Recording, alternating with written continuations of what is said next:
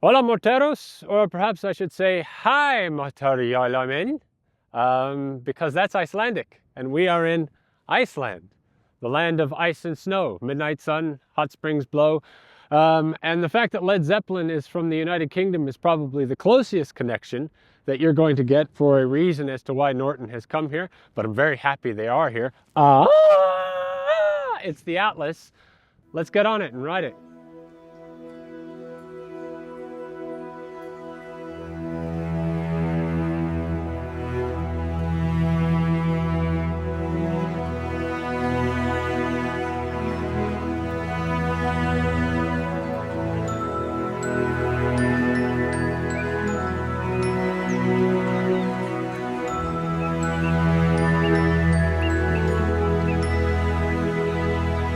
Copyright free. This music is copyright free. Made by AI so I don't get sued. Copyright free.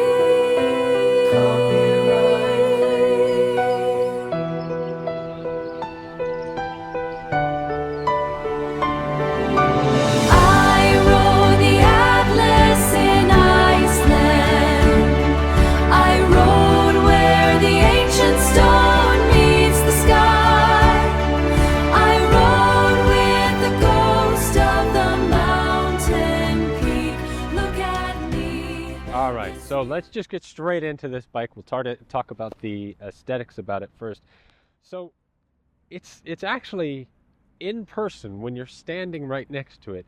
It looks a lot better than it does in pictures, and that's often the case, but it really does look so much better than it does in pictures, and it actually looks better than the first time I saw it. First time I saw this bike was at EICMA, and it was kind of under the lights of the expo, and I'll be honest that it reminded me of a 1990s Honda Transalp. Now, in a different color, out in the real world, I'm not seeing that. I'm seeing a bike that is unique in its design. I mean, obviously it's got that adventure bike styling, but I wouldn't say that it's a derivative or anything. Probably the only thing that's it's got going against it is from a certain angle, from about 150 feet away, it looks like an early 2000s V-Strom. Norton is really proud of the fact that the fairing here, you don't see any bolts, so it's all just kind of smooth.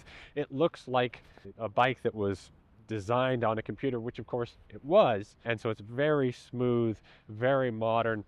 The home mechanic in me gets a little bit nervous because I'm going, how do you remove this fairing to work on it? And all of the parts, the components look pretty good.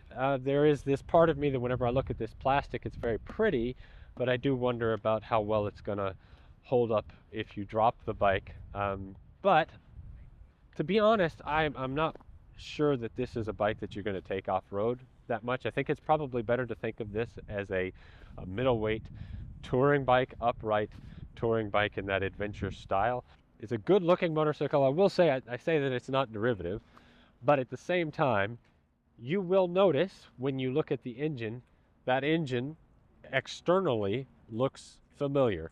Internally, obviously different capacity and a different crank, but externally, you're going to see a lot of familiarity with the BMW F450 GS engine. That's not surprising. TVS makes that engine, so if they were inspired by BMW, you could get your inspiration from much worse places than from BMW. The windscreen is relatively easy to move. There's a helicopter coming overhead. The windscreen is relatively easy to move. You've just got two switches here and you can kind of move it up and down. Obviously, you're not able to do that on the fly or when you're riding because you need to have both hands. But this windscreen is really good. The seat, very comfortable. And that's why I'm saying this bike is really speaking to me as a touring motorcycle. The ergonomics, the seating position is very comfortable for me. I'm 6 foot.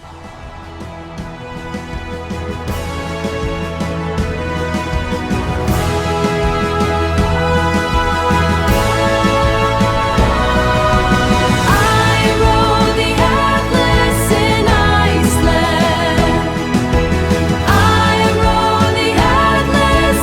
Iceland. Look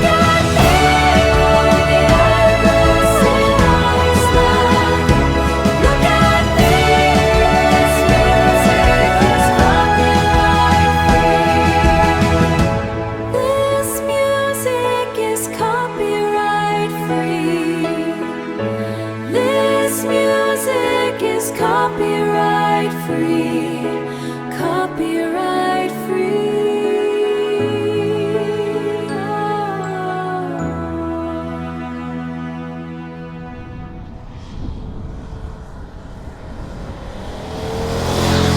So let's move on to the engine. So as I mentioned, that engine, it's got some flavors of the BMW 450 GS engine to it in terms of its aesthetic on the externally.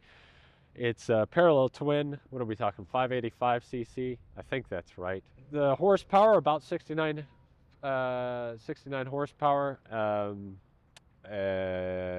Torque is about 42 pound-feet, something like that. About what you would expect from a 650. So in that way, it kind of punches a little bit above its weight because it is a sub 600. The engine is good. It's very punchy. I'm not sure about the mapping. Each of us had some slight little quirks about the mapping with this bike today.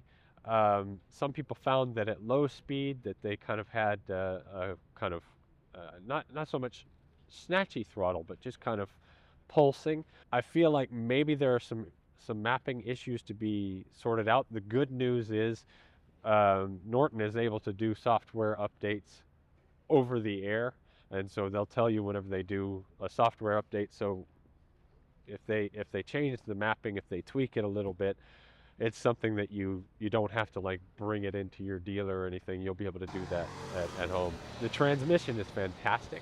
I really like the transmission, nice and light. You have a quick shifter. I don't tend to use quick shifters. I don't tend to like them, so I just immediately turned it off, and I didn't ever feel that I needed them. It was just really easy, really light clutch pull. Moving on to the chassis and the brakes as a tourism group walks by. How you doing? What's the name of your site? I'll check it out. It's called Dancing the Polka is the name of my website. It's in the Polka. You do bike tests. Yeah. I'm yeah. a tourer from way back. So All right. What do you think of the bike? I'm not aware of it. Is it a triple? It's a Norton, so it's a parallel twin, Right. and it just came out. It's their adventure bike. Yeah, I've always had adventure bikes. Yeah. Africa Twin, Tenere, Yamahas. Yeah. Yeah, so it's like a 600cc kind of a thing. So it's kind of like if Kawasaki made a Versus that was really nice. Yeah. It's a bit like that. It's a good bike. It's a I decent was bike. thinking about a Suzuki V-Strom 650 at one time. Yeah. So it's a bit like the V-Strom in that sense, in terms of the power and Good everything. little weight. But it's a lot lighter than a V-Strom. Okay. And it's a hell of a lot more modern in terms of all of the tech. It's got loads of tech on it. Oh look, I'll dance in the polka. DancingThePolka.com. I'll Yeah. check it out. All right. Yes, right. Cheers. Well, that was great. That was fantastic. I really like that. So yeah, we got into the engine. We've done the aesthetics. Let's move on to the chassis, the suspension, the brakes. The suspension, pretty good suspension. Maybe a little bit divey up front, because for me, I'm thinking of this as a road bike. It's not bad. The good news is that the suspension is fully adjustable up front, adjustable for preload in the back, so you can tweak that. Off-road, we did some off-roading, and the bike felt a little bit flighty to me, but I think that could be the tires, to be perfectly honest. The brakes are just a little bit soft for my tastes. It wouldn't be a deal breaker for me. It wouldn't prevent me from buying the bike or anything. And I think that as an owner, I would get used to it. You have connected brakes, by the way, which is something you don't tend to have in this segment. And that's kind of speaks to the big selling point of this bike, is the fact that you've got so much electronics. Let's move into the electronics. Now, I'm not going to go into all of the electronics because I can't remember them all. You can go read the article on Dancing the Polka. Keyless start, cruise control. This is the Apex version, so you've got everything. Heated grips, traction control, ABS. You've got multiple riding modes. What did we have? Urban, sport, rain, tour, enduro. The good news is all of these electronics are relatively intuitive. Sometimes you'll encounter a bike, especially a bike with loads of tech, where you kind of wonder if maybe the people who designed it have ever actually ridden a motorcycle. That's not the case here, and you can just feel that everyone who is involved actually rides motorcycles, and so whenever they were making decisions, they were making decisions as motorcyclists. Does this make sense? Is this how I want this to be? So we've talked all about the electronics, we've talked about specs, all of these things that you can kind of, if you're interested in the numbers, go to the story, you can read all about that. For me, the stuff that matters about a motorcycle is how it makes me feel, the experience of riding it. And so let's talk about that. First of all, let's talk about on-road. I talked about this a little bit. It is a little bit, it's very, very light, it's very, very nimble, possibly a little bit squirrely, but I think that that's something that could be sorted out with suspension. I will say the tires, these tires were specially designed by TVS, who own Norton, specifically for this bike. I don't know if that was necessary. I think that they would benefit from tires that aren't designed by this bike, but perhaps designed by Michelin or Pirelli or something like that. That aside, it is an enjoyable bike, very nimble, easy to move around, very comfortable, and so it's something that you can ride and enjoy, and like I say, it makes a great kind of adventure touring kind of motorcycle. There is a little bit of character to it. There's a character to the engine. It's kind of a springiness to the engine, and there's a good sound, that kind of parallel twin kind of growl to it. It's reasonably steady off-road. I think that the suspension, this is the thing that's kind of odd, is that for on-road, I think I would like the forks to be a little bit firmer. For off-road, I'd like the whole thing to be looser. So I think there's some tweaking to be done one way or the other. And again, tires. I think with other tires, we would have been able to kind of dig in a little bit more, a little bit squirrely on these, what I feel are probably primarily road-focused tires. But take the tires out of the equation, and it's an enjoyable bike. For the most part. I keep doing that caveat thing, don't I? I like it for the most part, and I think that's something that I'm going to have to kind of wrestle with. There's something about this bike with which I didn't fully connect, and that's something that makes me want to spend more time with it.